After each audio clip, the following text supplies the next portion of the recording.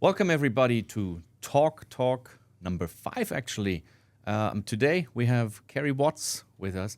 Kerry had a very interesting career with Goodyear, 27 years, the UK, Ireland, the Middle East, really all over the place.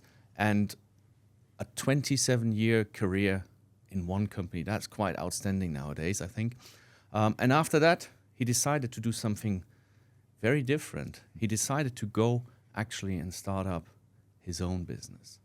And he's going to tell us today about what actually happened when he did that. So welcome, Kerry. Thank you. A pleasure to be here. And everyone who's hopefully watching online, both now and in future. Yeah, it's been quite a journey. 29, 30 years in total since I started gainful employment. Often when I sort of think back to Goodyear, people sort of say, how do you stay at one company for such a long time?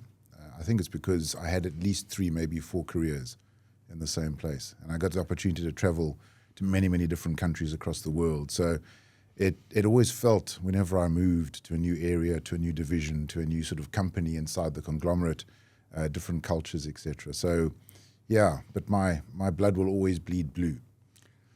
That's good to know that we have blue blood in Goodyear. I did not know that. There you go. There's the trivia of the day. So those 27 years, you decided after that to open Starcentre here in Dubai, right? One of the most competitive markets when it comes to workshops. What actually did your career not prepare you for when you started that new venture? What were the surprises that you found? All of a sudden you had skin in the game, it was your business, and you know, all the things that are in a corporate, probably you're covered a little bit. What did you find most? Well, if I kind of look back at Goodyear and big corporate, you know, you work in a very different environment. You know, you've got massive scale, you're dealing with multiple countries, you've got a huge, massive support behind you. And I had the opportunity of being able to run many different businesses in different geographies, but it was always a part of me that wanted to try to do it for myself. There's always a sort of part that goes, I'd like to actually try and take these skills that I've demonstrated, you know, with the support of and backing of a big international company, and do it myself. And how it came about was actually, it started with a discussion with an old school friend. He has an automotive body shop business in South Africa, and he was looking to open in Germany. And he was visiting me in Dubai, and we were having a discussion about him wanting to open in Germany, some of the sort of pitfalls and some of the issues with the market at the time. This is going back 2-3 years. And the discussion sort of switched to, well, why not Dubai? Okay.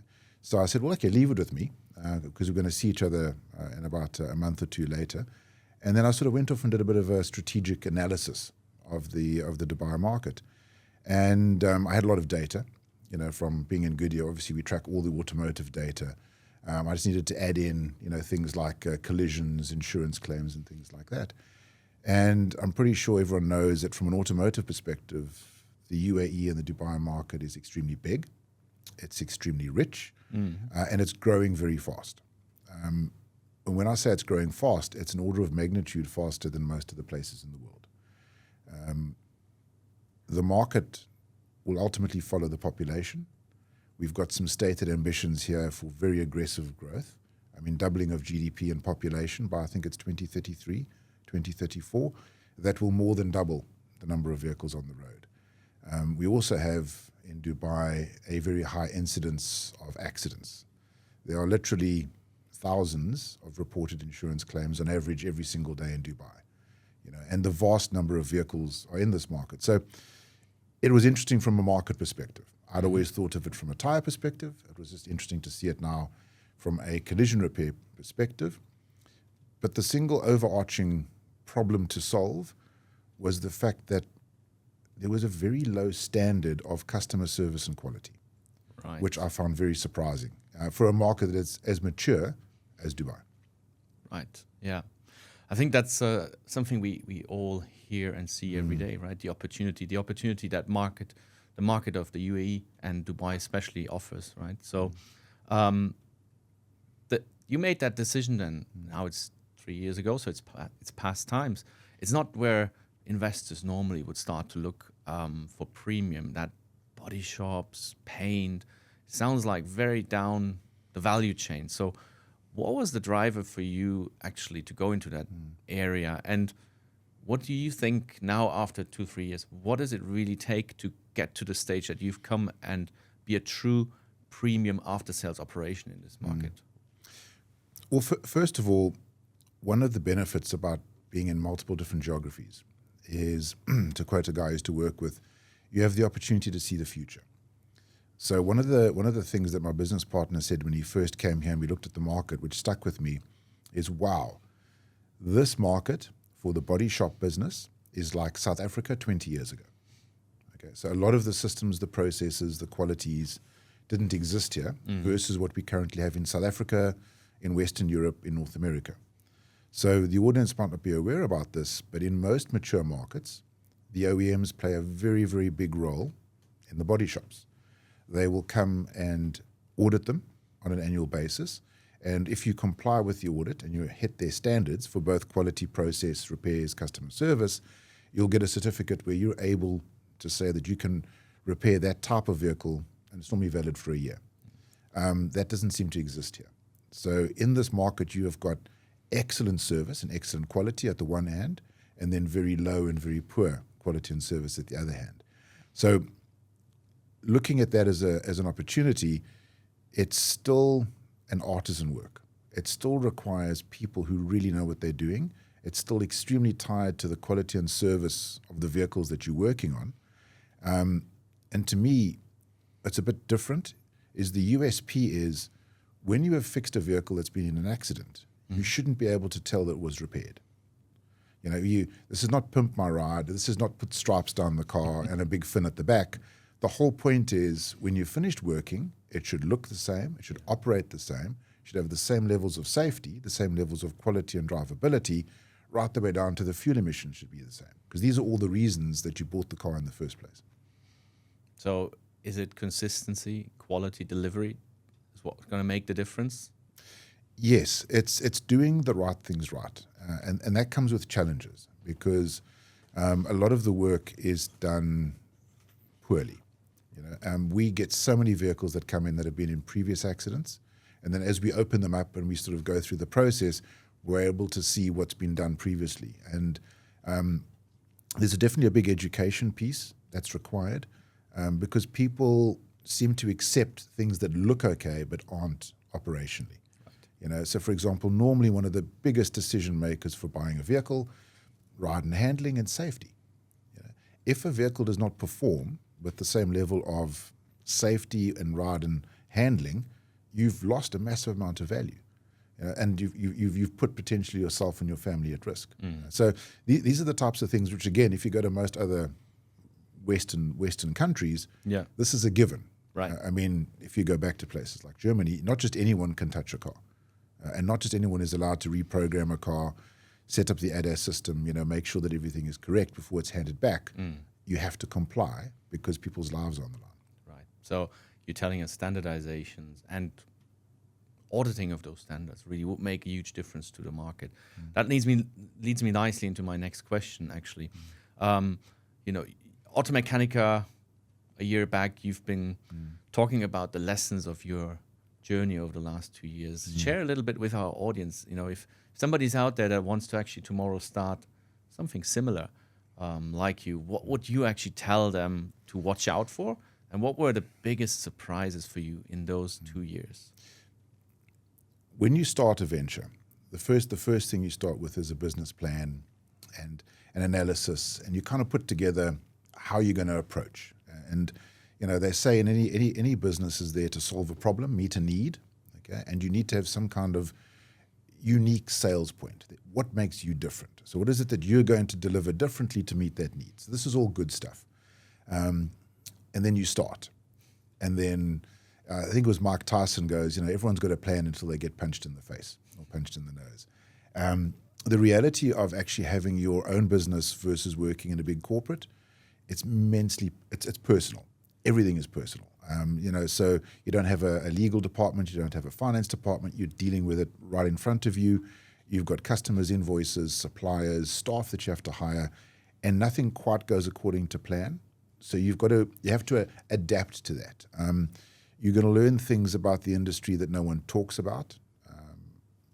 When I'm not Automechanica, but recently at an Axion event, I did a bit of a discussion about leakage in the industry. This is a cost.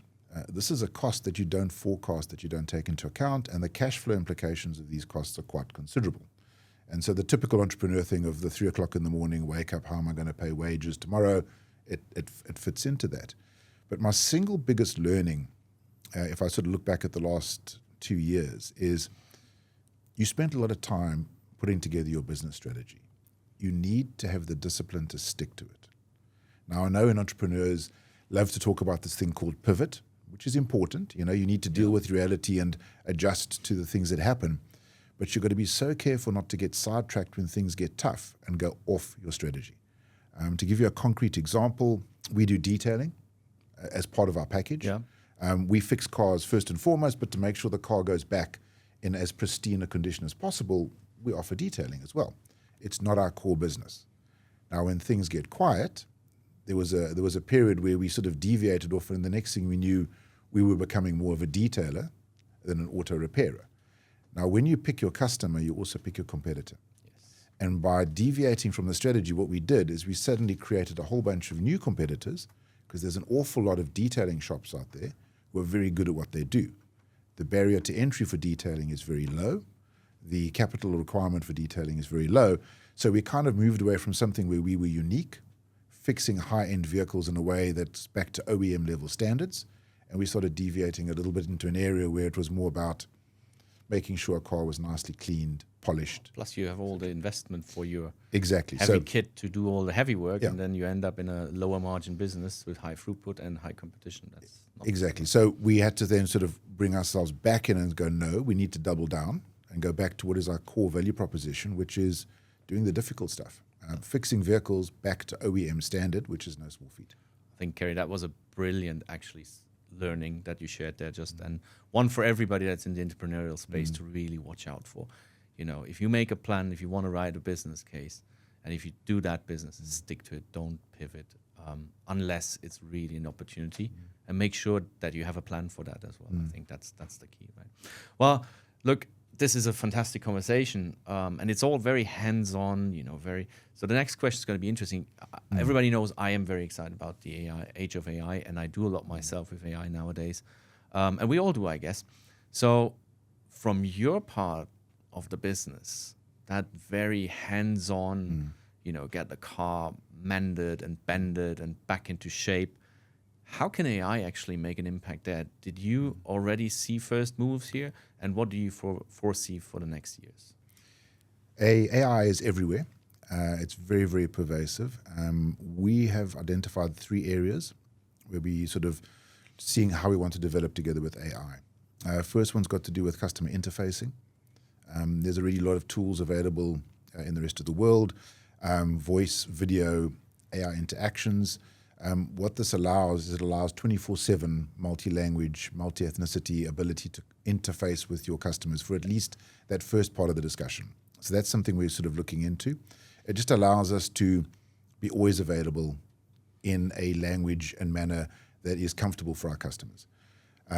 The second part is where we're sort of looking at working together with people like Axion, for example, which is the claims handling, document handling process. It's extremely intensive and complex from a legal perspective. You've got the government involved, the police involved, there's accidents. Handling that process cleanly and quickly without allowing any leakage in that process requires a lot more handling. And AI, I think, can do that because it's able to do that basic level of matching, accident claim, back to person, back to vehicle, back to policy. And I see actually the biggest benefit there is if you're able to process 1,000 claims in a second, there's a lot less opportunity for humans to get involved and do something that they shouldn't. Equally, where AI is not able to do, let's call it the 15% that requires human interaction, you're able to have proper oversight and look at it in detail. And then the final area is maybe a bit down the road, which is having a look at process flows.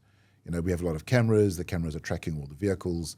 So it'd be interesting to see if AI can help us with our scheduling and planning throughout the workshop. All that being said, though, when it actually comes to fixing the vehicle, I think that's going to be standalone. I don't see any time in the near future where we're going to have even robotic AI able to do that. This is not just about replacing parts. It's about actually fixing something. And the people who fix the panels and the people who do the painting are true artisans. They study for years to develop physical skills to be able to repair metal inside a tolerance, which is micrometer level sort of measurement. So that type of thing, I can't see AI anytime soon stepping in. That's an interesting statement there to be made. Well, let's go. We'll see in the future where this goes. But I'll just say one thing here. You know that if you go to brain surgery right nowadays, they are performed by robotics and AI because of the levels of detail that they can do, the steady hands and so on. So I understand car is a different thing, but it's going to be interesting if not somebody's going to go into that area and develop that as well. But love your view, love your views here today. Kerry, thank you very much for coming. The way we handle these talks is always the last 30 seconds are for you to give a message about Star Centre and obviously your business or whatever you like to talk to our audience to. This is your camera. Thank you. Go ahead. Well, thanks. It's been a lot of fun. If this resonated with any of you, if you're in the car business, automotive business, or you just drive a vehicle where these messages are important to you, please look us up. You can find us at starcentre.ae. We have a workshop in Al Quoz. Please pop around and visit. So happy to sort of continue the discussion. If there's anything that you'd like to talk to me personally about, please reach out. I am always interested and involved in any discussions to do with the UAE and automotive. You can find my details on LinkedIn. Please reach out to me. I would love to take this further. Thank you, Kerry. Bye. Goodbye.